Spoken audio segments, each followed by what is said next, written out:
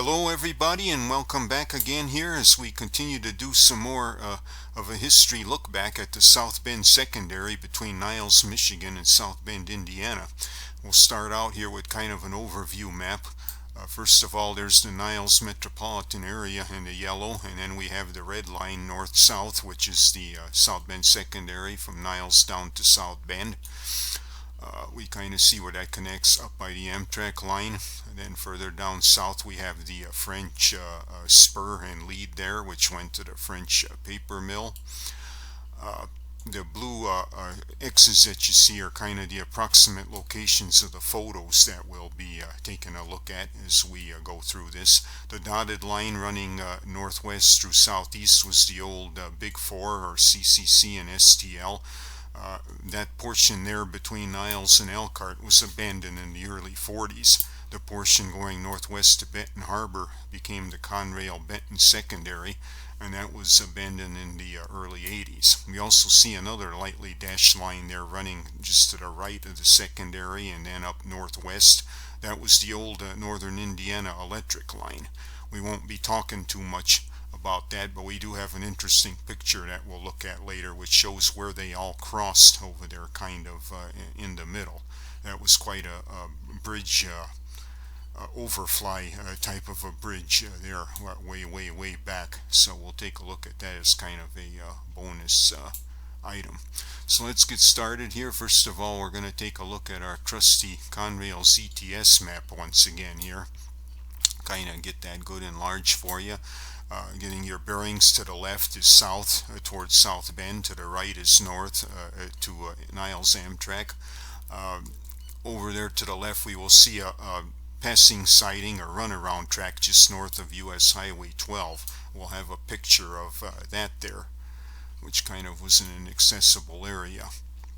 Then we have the French spur that went up to the French paper mill. We'll have some pictures of that. We see a dry creek, HH Creek. I'm not sure what the HH stood for, but we have a picture of that bridge. And then heading up farther north, we get through 4th Street, Cass Street, Howard. There we get into street running.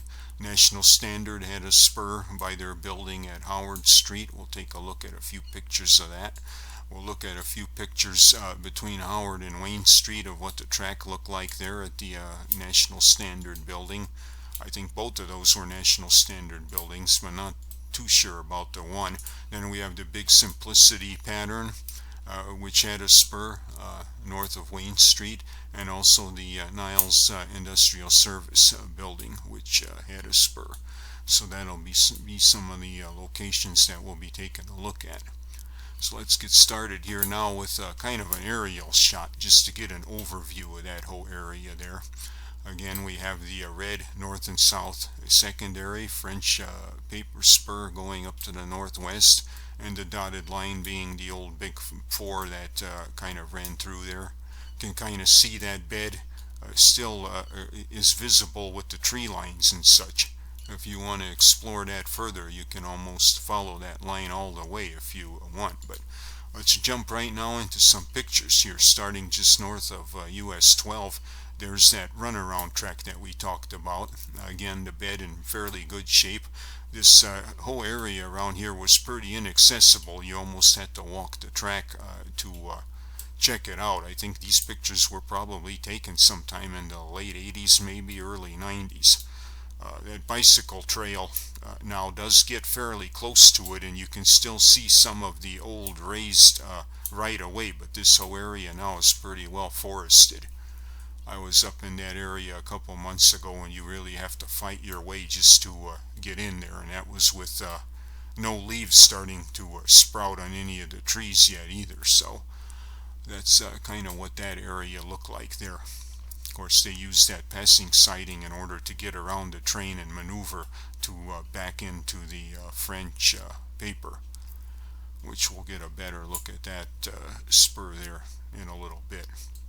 But yeah, pretty good bed. Now this was the last part of the line to be operated. It went till about the year 2000. Here's the French switch.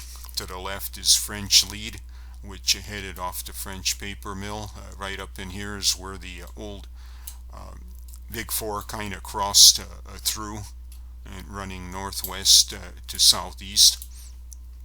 And of course, north-south is the line heading up north to Niles.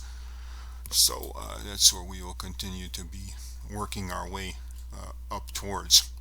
This is that bridge over that dry creek and what it looked like. I wish I would have got more pictures of this, particularly to see what the underside looked like. But this was the only one I have, unfortunately. Over to the right you kind of see what looks to be the lumber yard that was there. They used to be freight served also at one time, but it wasn't showing on this ZTS map, which I believe was late 80s. So I'm not sure when that quit, how long that started. Here we get a little bit farther north at 4th Street. This was the Burger King or Taco Bell parking lot, and there we see the local heading back north toward Kalamazoo after servicing French paper. You can see there also there was a siding. I'm not sure if that was a full passing siding or if it was just a siding, because that didn't appear to show on the ZTS in the late 80s either, but at that time it definitely was there and used, because I do have some pictures of maintenance cars being stored on it. So there definitely was one. But that's a shot of the local heading back up to Kalamazoo. Here now we start getting closer to street running. This is South 9th near Oak. Most of this area the track just ran close to the street, except for maybe a 2-block area where it did go down the middle. The full street running doesn't start until after we get past Main Street, but kind of an interesting shot here, just showing how close that track ran to some of the structures, and a bed not in very good shape here at this time, pretty much just buried into the soil. No real ballast here to speak of. And this of course is all gone now. This was also referred to as the Niles Industrial in later years. I think probably when it was only operated out of Niles. Here now we get into full street running north of Main Street. Again, the northbound local. Old plumbing establishment that was in operation at that time.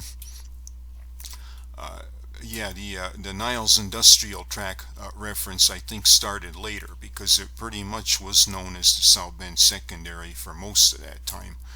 Here is another good shot. This of course one of the Strombeck brothers great shots that they've taken in the 70s and 80s. 1975, Jeff Strombeck. Penn Central still in operation of course, and this train heading down the street looks like an old boxcar. Almost looks like a reefer really, the way that thing is constructed, but kind of a nostalgic black and white shot there. Pretty cool. Same general area here. This would be the local heading north. This would make a very good picture if it were the final run, but it wasn't. There was still more operation, but you can kind of see that track in the street, just timber crossing, no rubber inserts or anything like that. I'm sure this whole thing needed a complete rebuild already at this time, and that might be why they stopped using it about the year 2000, because already then it was just pretty much used to reach French paper. But a good shot there of kind of what that looked like. Now we get up to the Howard Street area, and that was the National Standard building, and a little bit of a fenced in yard they had there with freight being taken at that time, gondola cars. I'm not sure if that's coiled steel or coiled wire, but they definitely were still making use of that. Also note that track there where there's almost been a cutout made, and it looks like it's almost just dirt, and they didn't bother to pave it. I don't know if they had to do some spot tie repair or something there and just didn't bother to put in asphalt, but it kind of looks like it's just a dirt section. Here's the other side of Howard, looking between the two buildings there. I think those were both National Standard. And what the track work looked like, it kind of neat the way that track is right in between the buildings there. Way far in the distance you'll see the National or the Simplicity pattern, the old Simplicity pattern, and then on the other side was the Niles Industrial Service. That looks like there was still boxcars maybe setting at that Simplicity dock. Now let's kind of bring up another aerial view here in that area just to kind of get a bigger look of what we just seen. There's the National Standard spur we looked at. There's the Wayne Street area, the big Simplicity complex, and the Niles Industrial Service on the other side. Now, I have heard that Simplicity, some of the French freight was going to the Simplicity, or a part of that building, when they quit receiving their own at about 2000. I don't know how long that went on, but if that's true, then that would mean that probably the railroad quit the use of the line rather than French. Now let's jump into another aerial here, and we'll take a closer look at the French lead and the French spur leading up to the paper plant there. There we just see a zoom in of that. Down at the bottom was the 4th Street and 3rd Street intersection where it crossed. That's also where the Benton Secondary used to cross. And then it proceeded onwards and crossed Bond Street, and it was just a dirt road, the old dam bridge, and then finally into the French paper complex, where I believe there were 2 spurs. I think at one time they might have even received coal, but when these pictures and stuff were taken, they were just getting boxcar freight. But that's kind of a look of how that was laid out. Kind of an interesting thing there. Of course, that bridge is gone now. We'll have a look at what that looked like, but that has been removed. Also, you see Niles Chemical Paint down there at the bottom. There was a spur going in there, as well as another spur going into some other industries, and even on the other side of 3rd Street there was some industries. I think that was old Green Giant property way back in the day, maybe late 60s, early 70s, but not sure what that was in the 80s and 90s. But let's jump in now and take a good look at that. Good shot here right at 3rd Street.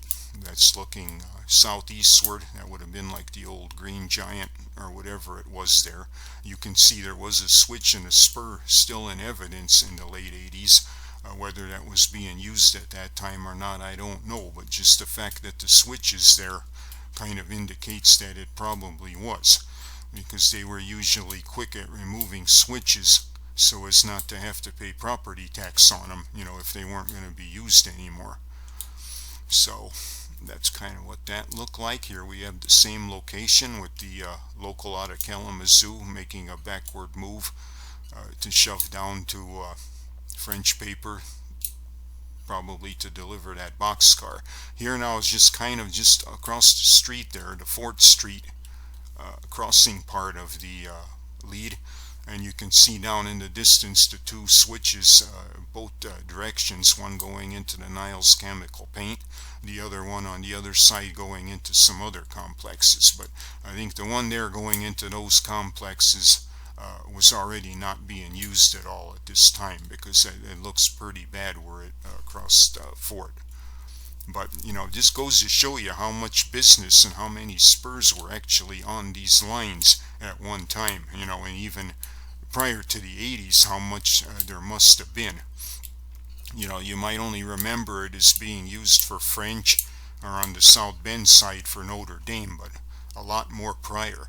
Here's a good look at this bridge by the dam, French paper complex in the background with their tower, and here they back down to approach their gate, which had to be unlocked and opened for them to get into the French property.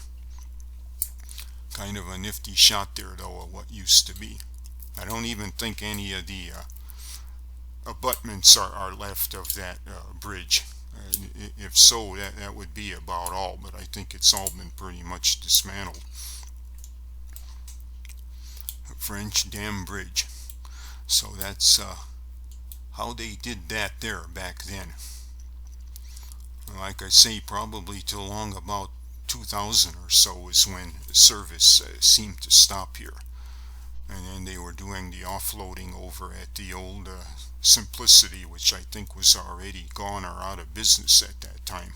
Now let's take a look at that historical shot I told you about. This is bridgehunter.com if you're interested to go there and look even more to get more history.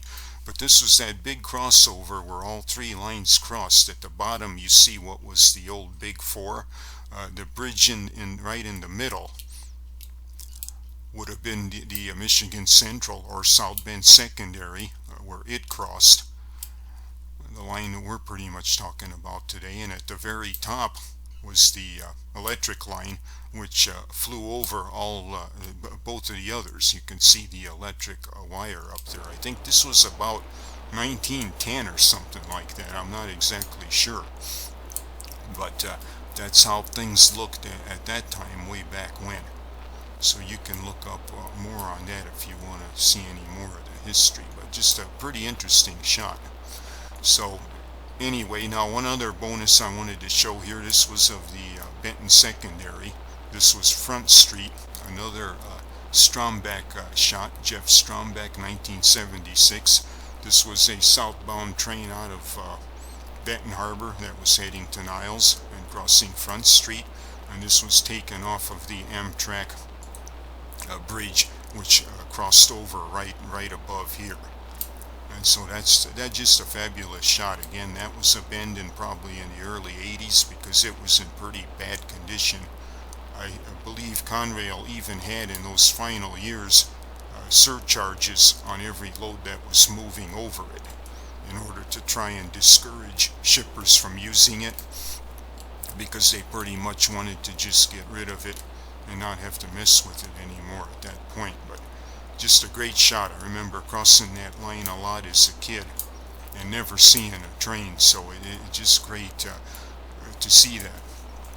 And the Strombecks have other shots the other direction of that train and other trains as well, so that's just good. I don't know if there's much existing from